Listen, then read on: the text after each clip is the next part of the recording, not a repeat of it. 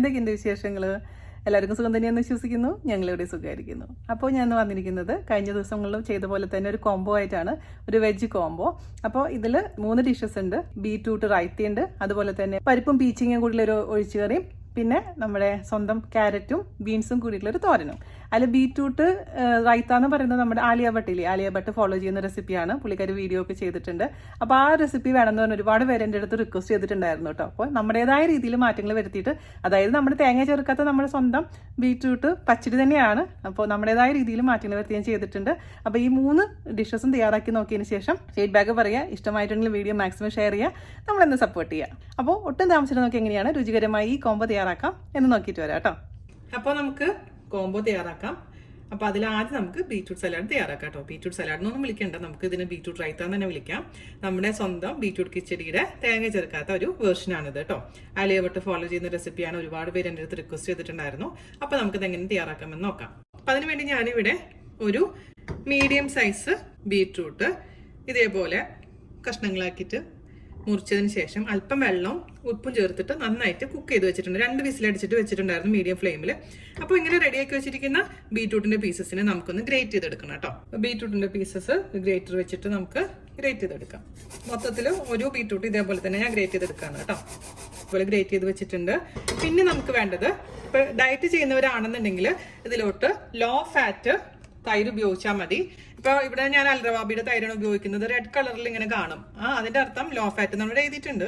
Law fat തൈരാണിത്. ഇത് നമുക്ക് 1 കപ്പ് എടുക്കാം. അപ്പൊ ഒരു കപ്പ് 240 ml കപ്പാണ് കേട്ടത്. ഈ ഗ്ലാസ് ആണിത്. നമുക്കത് ഒഴിച്ചു കൊടുക്കാം. തൈര് കുറവ് മതി എന്ന് തോന്നുകയാണെങ്കിൽ തൈര് പകുതി ഒഴിച്ചാലും മതിയാവും കേട്ടോ. ഞാൻ ഇത്രയും തൈര് എടുക്കുന്നുണ്ട്. ഉപ്പ് ഒരു അല്പം ചേർത്ത് കൊടുക്കുക, ഒരുപാടൊന്നും ഇടണ്ട. അതുപോലെ തന്നെ ഒരു അല്പം ജീരകത്തിന്റെ, നല്ല ജീരകത്തിന്റെ, അതായത് ക്യൂമിൻ പൗഡർ, റോസ്റ്റഡ് ആയിട്ടുള്ള ക്യൂമിൻ പൗഡർ ആണ്, ഒരു അല്പം മിക്സ് ചെയ്ത് കൊടുക്കുക. അപ്പൊ ആലിയ ഭട്ടിന്റെ വീഡിയോയിൽ അവര് ചാട്ട് മസാല ചേർക്കുന്നുണ്ട്. പക്ഷെ ഞാൻ ചാട്ട് മസാല പ്രിഫർ ചെയ്യുന്നില്ല. അതേസമയം നിങ്ങൾക്ക് ചാട്ട് മസാല താല്പര്യം ഉണ്ടെന്നുണ്ടെങ്കിൽ കുറച്ച് ചാട്ട് മസാല നമുക്ക് ഇതിലോട്ടങ്ങ് ചേർത്ത് കൊടുക്കാം. മിക്സ് ചെയ്യാം. ഞാനിപ്പോൾ ഡയറ്റ് തുടങ്ങിയ കാരണം ഇങ്ങനത്തെ സംഭവങ്ങളൊക്കെ ഒന്ന് പരീക്ഷിക്കുന്നുണ്ട്. ഓക്കെ, ഇനി നമുക്ക് ഇതിലേക്ക് കാച്ചൊഴിക്കാൻ വേണ്ടി ഒരു സോസ് പാൻ അടുപ്പത്ത് വെക്കുക. അതിലോട്ട് ഞാൻ ഇവിടെ വെളിച്ചെണ്ണയാണ് ഉപയോഗിക്കുന്നത്. അതേസമയം അവർ ഉപയോഗിച്ചിരുന്നത് കടുകെണ്ണയായിരുന്നു കേട്ടോ. വെളിച്ചെണ്ണ 1 ടീസ്പൂൺ മാത്രം മതി, ഒരുപാട് വേണ്ട. ചൂടായ എണ്ണയിലോട്ട് ഒരല്പം കടുക് ഇട്ട് കൊടുക്കാം. പിന്നെ അവര് ജീരകം ഇട്ടിട്ടുണ്ടായിരുന്നു. ഞാൻ ജീരകത്തിന്റെ പൊടി ഇട്ട കാരണം ഇപ്പൊ ജീരകം ഇടുന്നില്ല കേട്ടോ. തീ ഓഫ് ചെയ്തതിന് ശേഷം കുറച്ച് കറിവേപ്പില ഇട്ട് കൊടുക്കാം. അതുപോലെ തന്നെ ഒരല്പം കായത്തിന്റെ പൊടി മിക്സ് ചെയ്യാം. ഒരു നല്ല ഫ്ലേവറിന് വേണ്ടി മാത്രം കേട്ടോ മിക്സ് ചെയ്ത് കൊടുക്കാം. അവസാനം വേണമെന്നുണ്ടെങ്കിൽ മാത്രം കുറച്ച് മല്ലിയുടെ ഇല വെതറി കൊടുക്കാം. ഫൈനലായിട്ട് നമുക്കൊന്ന് രുചിച്ച് നോക്കാം. പറയാതിരിക്കാൻ പറ്റില്ല കേട്ടോ. ഉണ്ടാക്കാൻ എളുപ്പമാണ്, നമുക്ക് തേങ്ങ ചേർക്കേണ്ട ആവശ്യമില്ല. പക്ഷെ രുചി ഗംഭീരമായിട്ടുണ്ട്, നല്ല റീഫ്രഷിംഗ് ആയിട്ടുണ്ട്. നമുക്ക് കഴിച്ചുകൊണ്ടിരിക്കാൻ തോന്നുന്ന ഒരു ടേസ്റ്റ് ആണ് കേട്ടോ. അപ്പൊ എല്ലാവരും തയ്യാറാക്കി നോക്കുക. നമ്മുടെ കോംബോയ്ക്കുള്ള അടുത്ത കറി എങ്ങനെയാണ് തയ്യാറാക്കാമെന്ന് നോക്കാം കേട്ടോ.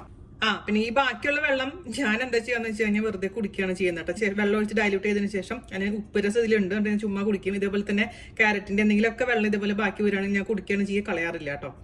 അല്ലെങ്കിൽ നിങ്ങൾക്ക് ഇപ്പോൾ ഇത് ഇച്ചിരി റൈത്ത ലൂസ് ആക്കണമെന്നുണ്ടെങ്കിൽ ഇത് ഉപയോഗിച്ചാൽ മതി. പക്ഷെ ആ റൈത്ത അങ്ങനെ ഇരിക്കുന്നത് തന്നെയാണ് അതിന്റെ ടേസ്റ്റ്.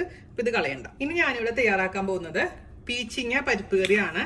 ഞാനിവിടെ പീച്ചിങ്ങ, വലിയൊരു പീച്ചിങ്ങയുടെ പകുതിയാണ് എടുത്തിരിക്കുന്നത് കേട്ടോ. എന്താ പറയാ, മോനെ പോലെ നിൽക്കുന്ന ഭാഗങ്ങൾ ഇതൊക്കെ അങ്ങ് റിമൂവ് ചെയ്ത് കളയാ.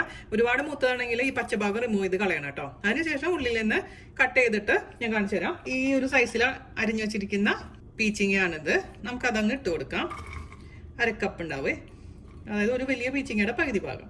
അതിലോട്ട് നമുക്ക് 1/2 കപ്പ് പരിപ്പ് ഞാൻ വെള്ളത്തിലിട്ട് കുതിർത്ത് വെച്ചിട്ടുണ്ടായിരുന്നു. അത് വാഷ് ചെയ്ത് വെച്ചിട്ടുണ്ട്. അത് നമുക്ക് ഇതിലോട്ടങ്ങ് ഇട്ട് കൊടുക്കാം. പരിപ്പൊക്കെ കുതിർത്ത് വെക്കുകയാണെങ്കിൽ പെട്ടെന്ന് തന്നെ നമ്മുടെ കറി ഉണ്ടാക്കുന്ന പ്രോസസ്സ് എളുപ്പമായിരിക്കും.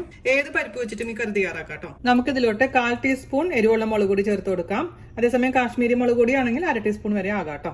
അതേപോലെ തന്നെ ഒരു 1/4 ടീസ്പൂൺ മഞ്ഞൾപ്പൊടി, 1 ടീസ്പൂൺ വെളിച്ചെണ്ണ, പിന്നെ ആവശ്യത്തിന് ഉപ്പ്, നമുക്ക് വെള്ളം ഒഴിച്ചു കൊടുക്കാം. പിന്നെ ഇതിലേക്ക് പുളി രസം കിട്ടാൻ വേണ്ടി ചിലവർ പുളി ഉപയോഗിച്ചിട്ട് പുളി ഒഴിച്ചതിന് ശേഷം ചെയ്യും, ചിലർ പുളി ചേർക്കാണ്ട് ചെയ്യും. അപ്പൊ ഞാൻ ഇതിലേക്ക് തക്കാളി, പകുതി തക്കാളിയാണ് ചേർക്കുന്നത്. അതേസമയം നിങ്ങൾക്ക് പുളി വേണ്ടാന്നുണ്ടെങ്കിൽ തക്കാളി ഒഴിവാക്കാം. അതേസമയം തക്കാളി ഇഷ്ടമല്ല എന്നുണ്ടെങ്കിൽ തക്കാളിക്ക് പകരമായിട്ട് പുളി വെള്ളം ഒഴിച്ചു കൊടുത്താൽ മതി കേട്ടോ.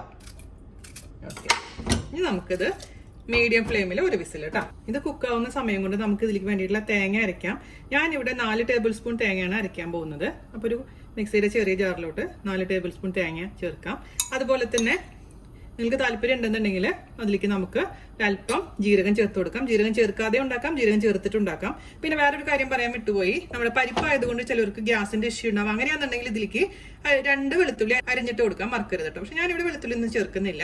ഞാനിത് കുറച്ച് വെള്ളം ചേർത്തിട്ട് ഫൈനായി അരച്ചിട്ട് കൊണ്ടുവരാൻ പോവുകയാണ്. അപ്പോൾ ഒരു വിസിൽ വന്നപ്പോൾ ഞാൻ ഓഫ് ചെയ്തിട്ടുണ്ടായിരുന്നു. അതിനുശേഷം കുറച്ച് കഴിഞ്ഞിട്ട് അതിന്റെ പ്രഷർ മാറിയപ്പോൾ തുറന്നിട്ടുണ്ട്. അപ്പോൾ പരിപ്പും ഇതൊക്കെ കുക്കായി ഒന്ന് ചെക്ക് ചെയ്യാം. പരിപ്പും എല്ലാം നന്നായി കുക്കായിട്ടുണ്ട്. നമുക്ക് ഇനി ഇതിലേക്ക് തേങ്ങ അരച്ചത് ചേർത്ത് കൊടുക്കാം.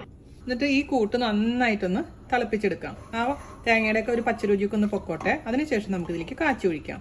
രുചി നോക്കാൻ മറക്കരുത്. പുളി കുറവ് പോലെ തോന്നുകയാണെങ്കിൽ നിങ്ങൾ അതിലേക്ക് കുറച്ച് പുളിവെള്ളം ഒഴിച്ചു കൊടുക്കാം കേട്ടോ. അപ്പൊ ഞാൻ രുചി നോക്കിയപ്പോൾ ഒരു അല്പം പുളി കുറവ് പോലെ തോന്നുന്നുണ്ട്. അതുകൊണ്ട് മാത്രം ഞാൻ പുളിവെള്ളം ഒഴിച്ചു കൊടുക്കുകയാണ് കേട്ടോ. മിക്സ് ചെയ്ത് കൊടുക്കാം. അത്യാവശ്യം നന്നായിട്ട് തിളച്ചിട്ടുണ്ട്. ഇനി ഇത് ഇരിക്കുമ്പോൾ കുറുകും കേട്ടോ. അതുകൊണ്ട് ഒരുപാട് കുറുക്കാൻ നിൽക്കണ്ട. നമുക്ക് അടുപ്പ് മാറ്റാം.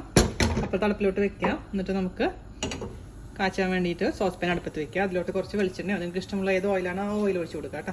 2 ടേബിൾ സ്പൂൺ വെളിച്ചെണ്ണ വെച്ച് കൊടുത്തിട്ടുണ്ട്. അതൊന്ന് ചൂടാവട്ടെ. എണ്ണ ചൂടായിട്ടുണ്ട്. അതിലോട്ട് കുറച്ച് കടുക് ഇട്ട് കൊടുക്കാം.